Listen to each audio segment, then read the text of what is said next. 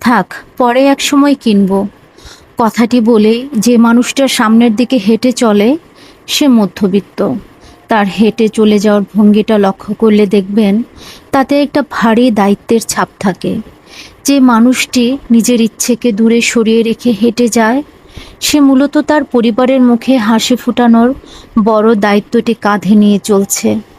এই মানুষগুলোর প্রতিটি পদক্ষেপ ক্যালকুলেটরের মতো নিখুঁত। কী কিনলে মাসের শেষে হাত খালি হবে না, কার জন্য কতটুকু বাজেট রাখা যায়, এই হিসেবেই তাদের অর্ধেক জীবন কেটে যায়।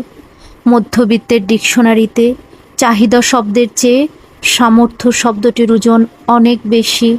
শখের জিনিসটা যখন সে হাত থেকে রেখে দেয় তখন আসলে সে নিজের শখটাকে বিসর্জন দেওয়ার এক কঠিন অভ্যাসে অভ্যস্ত হয়ে ওঠে।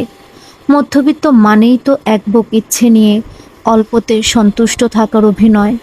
যে মানুষটা শখকে পেছনে ফেলে সামনের দিকে হেঁটে যাচ্ছে তার মনের গভীরে হয়তো কোনো একদিনের রঙিন স্বপ্নের বীজ লুকিয়ে আছে।